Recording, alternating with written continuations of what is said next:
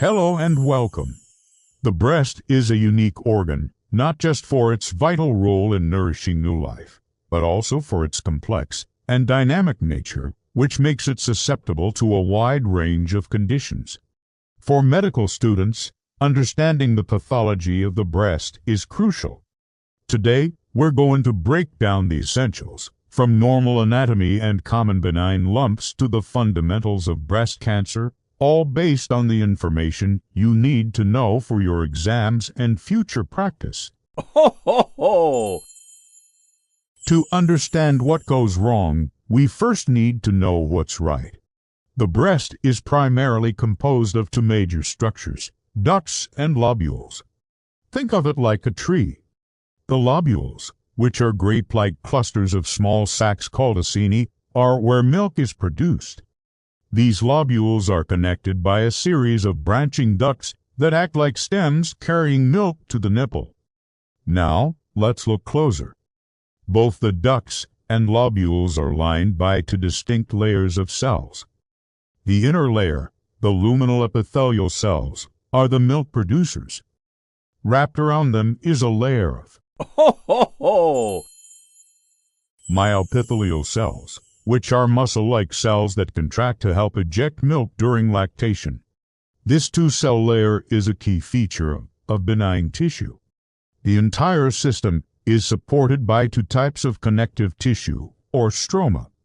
The specialized, hormonally responsive stroma right around the lobules is the intralobular stroma, while the dense, fibrous tissue between the lobules is the interlobular stroma. It's this whole functional unit, the lobule, and its terminal duct called the Terminal Duct Lobular Unit, or TDLU, that is the origin of almost all breast pathologies, both benign and malignant. The breast is not a static organ, it's constantly changing. Throughout a woman's reproductive years, it responds to the rhythm of the menstrual cycle. After ovulation, rising estrogen and progesterone cause the cells to proliferate and the stroma to become edematous, which then regresses with menstruation. Pregnancy brings the most dramatic changes, with lobules growing in size and number to prepare for lactation. While the breast regresses after lactation stops, it never fully returns to its pre-pregnancy state, leaving a permanent increase in the number of lobules.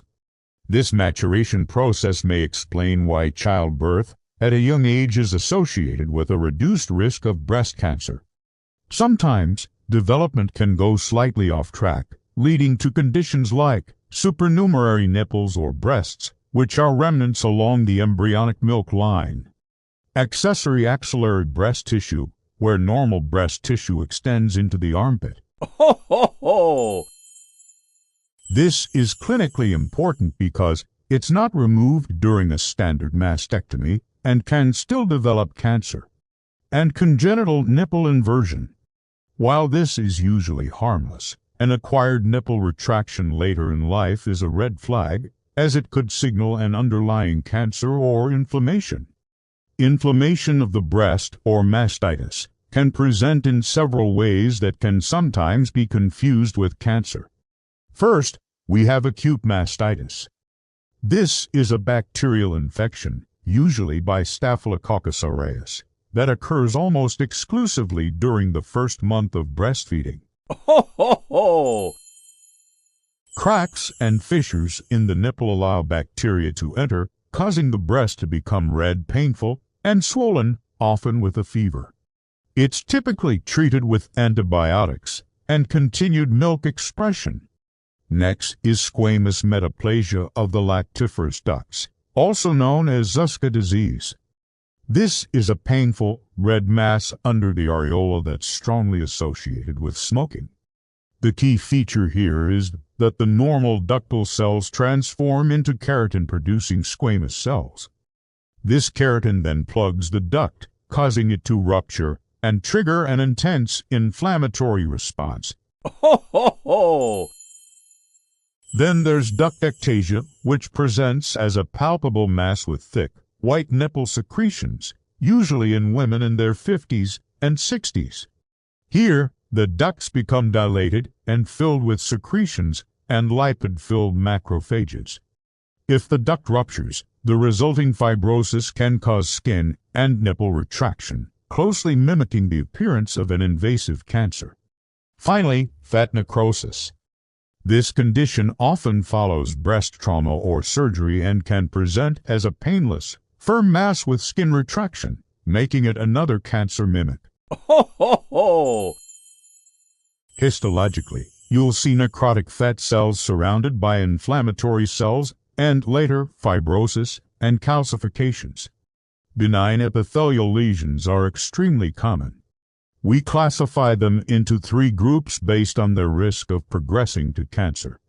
Category 1. Nonproliferative breast changes, also known as fibrocystic changes.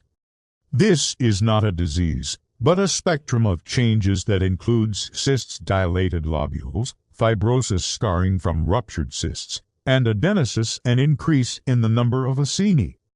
The key takeaway: these changes do not increase the risk of breast cancer. Ho, ho, ho! Category 2.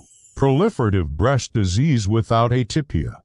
The word proliferative simply means there is an increase in the number of epithelial cell layers within the ducts or lobules. This category includes conditions like epithelial hyperplasia, sclerosing adenosis, and papillomas. These lesions are associated with a mild increase in the risk of developing cancer. Now let's talk about the most common benign tumor of the breast, the fibroadenoma. This is a classic finding in young women and presents as a well-circumscribed, rubbery, mobile lump often called a breast mass. Ho, ho, ho! It's made of both proliferating glandular epithelium and, importantly, the specialized intralobular stroma. Rising from that same stroma, but typically in older women, is the phyllodes tumor. These tumors are known for their leaf-like architecture on histology and are graded as benign, borderline, or malignant based on the characteristics of their stromal component. Category 3 is proliferative disease with atypia. Atypia means the cells have some, but not all, of the features of carcinoma in situ. Ho, ho, ho! These are clonal proliferations that are associated with a moderate increase in cancer risk. There are 2 main types: atypical ductal hyperplasia ADH, which looks like a small, limited focus of ductal carcinoma in situ, or DCIS, and atypical lobular hyperplasia, which has the same cells as lobular carcinoma in situ, or LCIS, but they don't fill up the entire lobule. Finding these lesions on a biopsy is significant because it marks the patient for increased surveillance. Ho, ho, ho! Now, let's turn to malignancy. Breast cancer is the most common non-skin cancer in women, and it's essential to understand the basics. It's broadly divided into 2 main categories: in situ carcinoma, where the malignant epithelial cells have not broken through the basement membrane, they are confined within the ducts or lobules. Invasive carcinoma, where the cancer cells have breached the basement membrane and invaded the surrounding stroma. From here, they can spread.